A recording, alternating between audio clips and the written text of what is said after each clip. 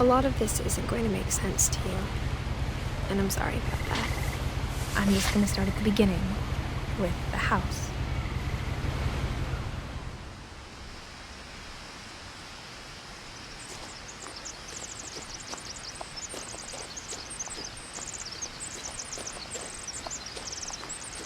I lived here until I was 11, but I wasn't allowed inside half the rooms.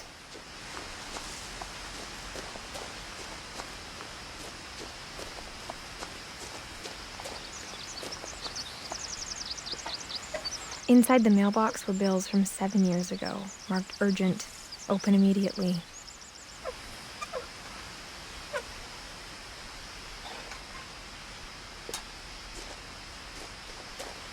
I hadn't been back since my brother Lewis's funeral.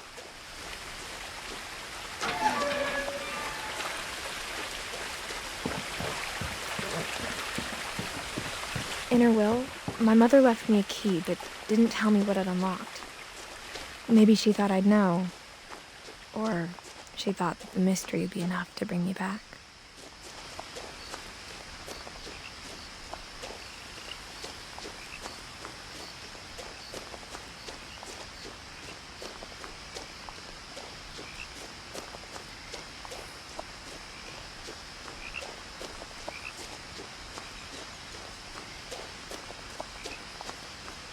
No one had driven this way in a long time, but I saw a few hoof prints.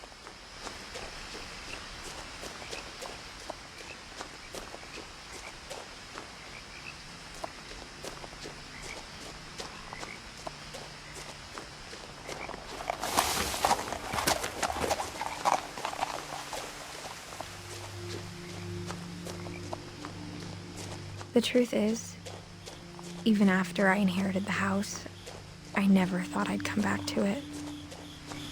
But now I had questions about my family that only the house knew the answers to.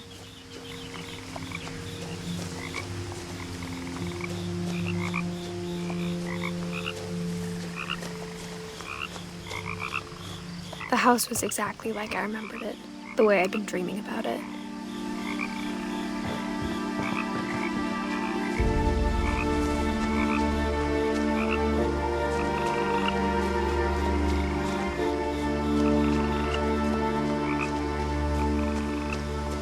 As a child, the house made me uncomfortable in a way I couldn't put into words.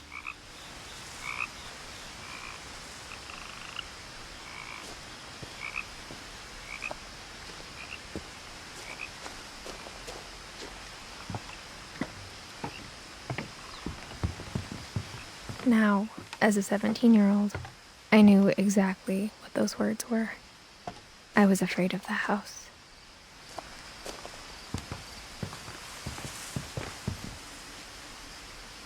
I hoped the key might unlock the front door. It didn't.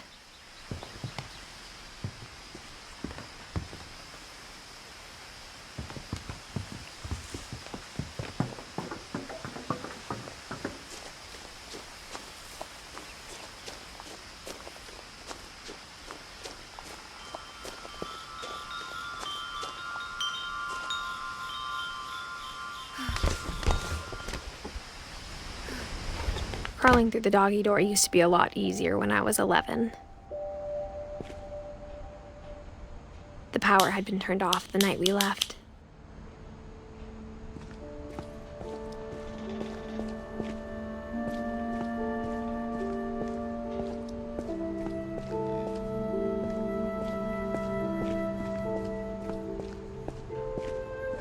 For the first time in years, I felt like I was home. But instead of a family, there were just memories of one.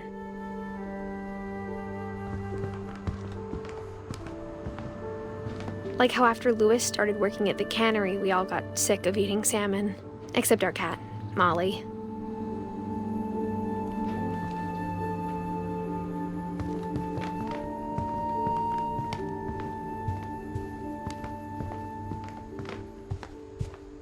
The table was still a wreck from the night we left. It was like a bomb had gone off, killing everyone but sparing the furniture. My mom was the only one of us who could imagine Great-Grandma Edie living in a nursing home.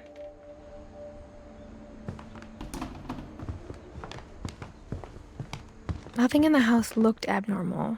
There was just too much of it, like a smile with too many teeth. Even the fireplace had a story. Edie told me the bricks came from the original house, after it sank.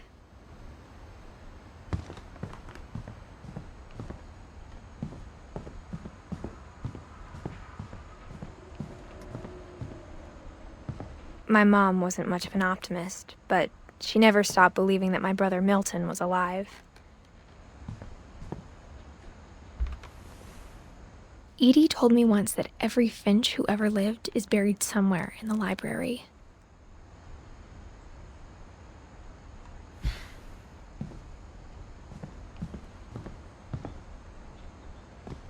After Milton disappeared, Mom sealed up all the bedrooms. Then Edie retaliated and drilled peepholes.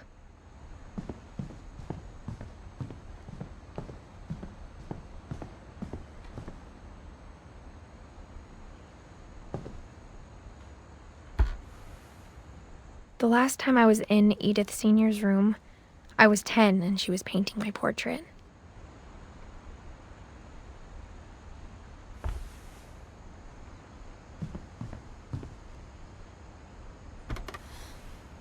My Grandpa Sam spent 7 years sharing a room with his dead brother, Calvin.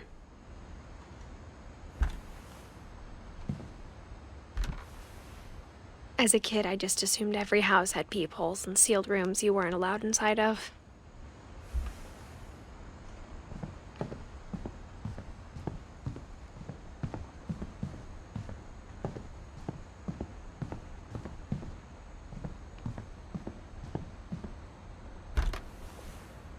Molly always seemed like a girl I could imagine being friends with, if she hadn't died in 1947.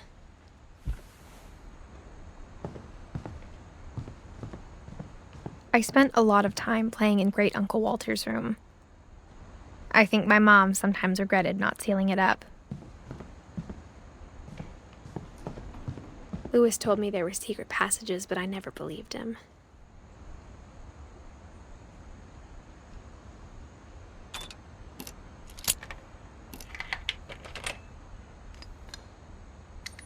Turns out, my mom was really good at keeping secrets. Now it was time to find out what my mom had been afraid of.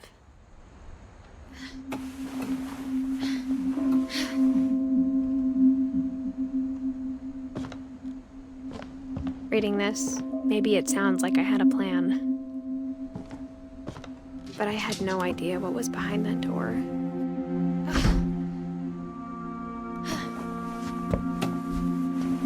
Just like I had no idea where all this was gonna lead.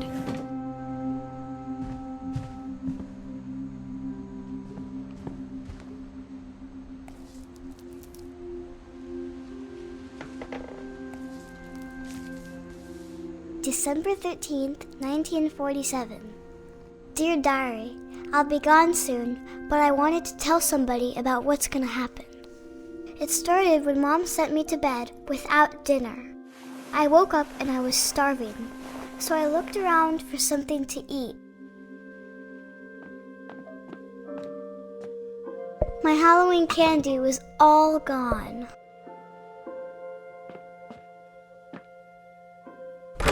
Mom, can I come out now? Sweetheart, it's late. Go to sleep. The gerbil food was dry, but I didn't mind it.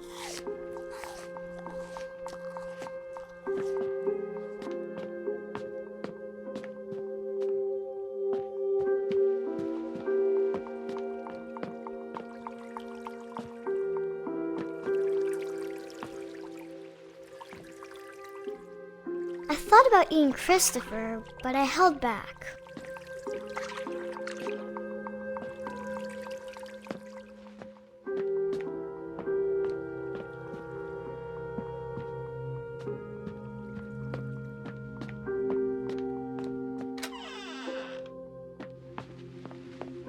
I kept eating and eating.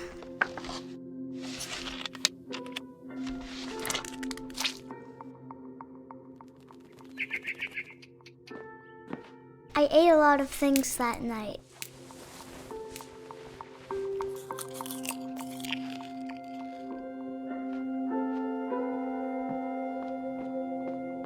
Then I heard chirping outside my window.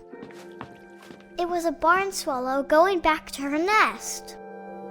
I reached out for her.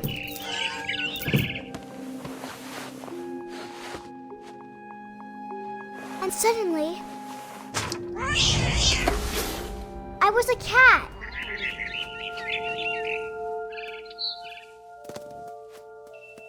I tried to be quiet, but the bird was really scared.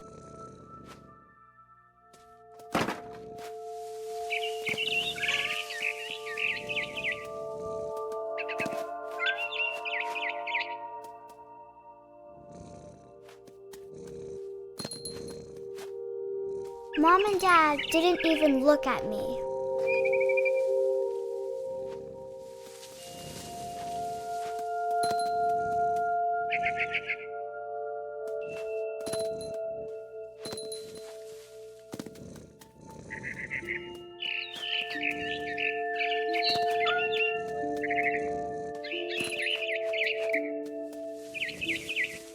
I jumped and I almost got her.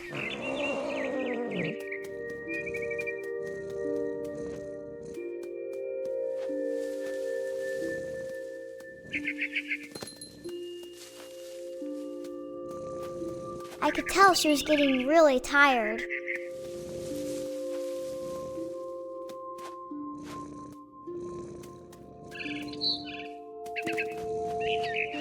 Now I was up in the big tree. I promised Dad I wouldn't climb it anymore. All I cared about was eating that mama bird. I gobbled her up. And suddenly, I was an owl. First, all I heard was the wind. Then I heard little teeth nibbling in the grass.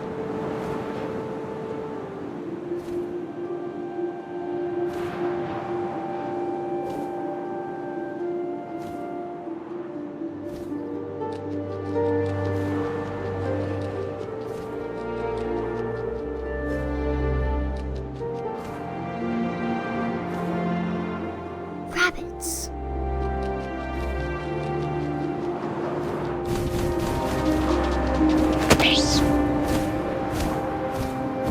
I imagined his face looking up and seeing mine through my talons. I swallowed him up, and I didn't chew one bit.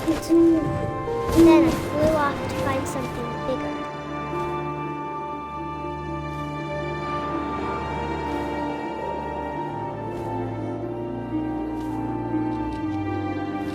A mama rabbit.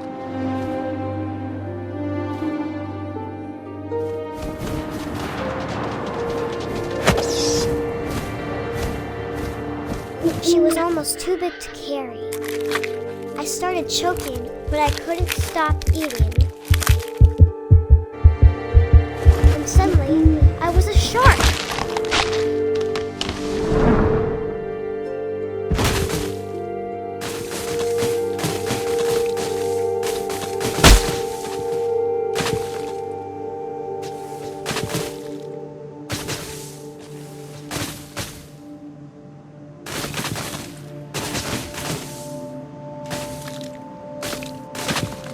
I rolled off a cliff and into the ocean. Now, I was hungrier than ever.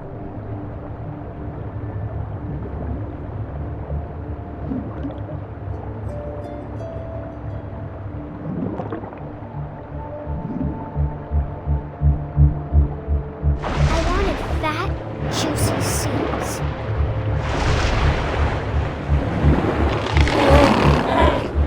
I tore off her flipper, and it tasted really good.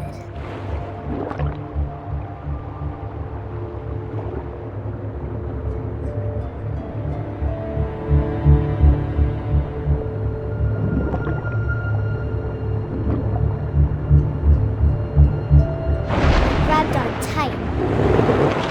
When I was so hungry, I jumped out of the water. When I opened my eyes, everything had changed.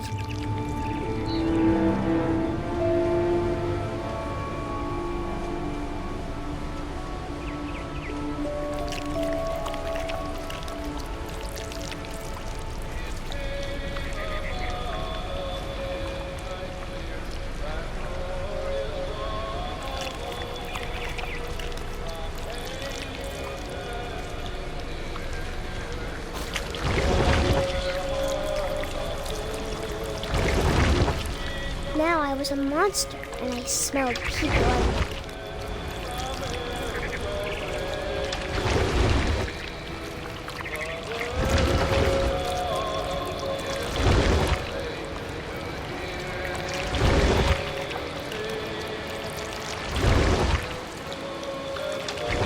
I was big, but I moved real quiet.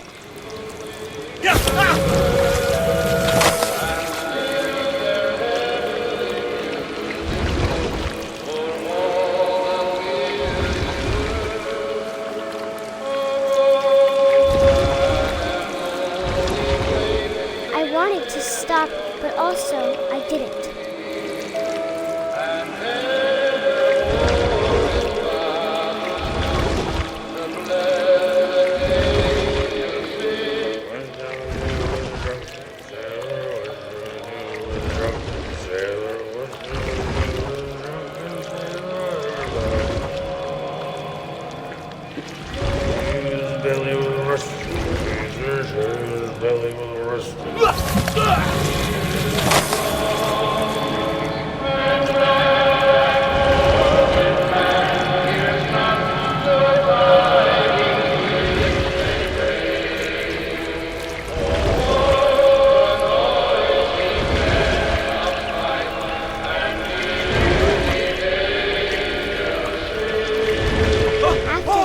Passenger, I was still hungry. And across the water, I smelled something new. Something I had to have, so I swam towards it.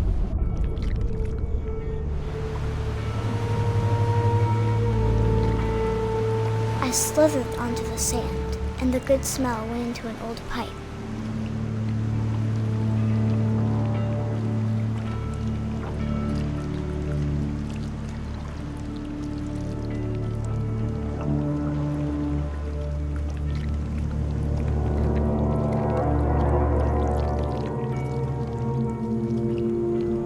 I got closer and closer.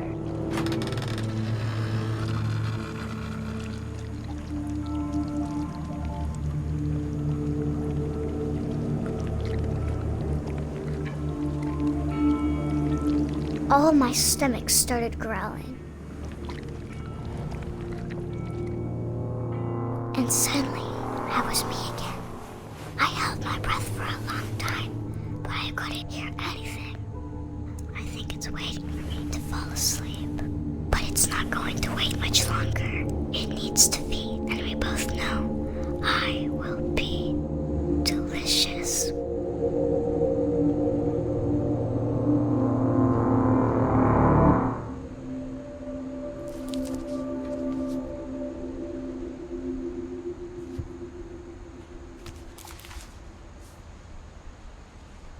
I'm not sure if I believed all of that, but I'm sure Edie would have.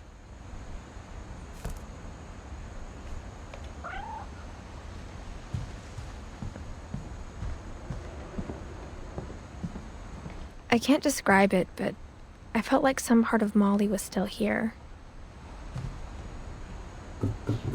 I grew up looking at Molly's room through the peephole. Molly's gerbil had a tiny bedroom with its own even tinier gerbil cage.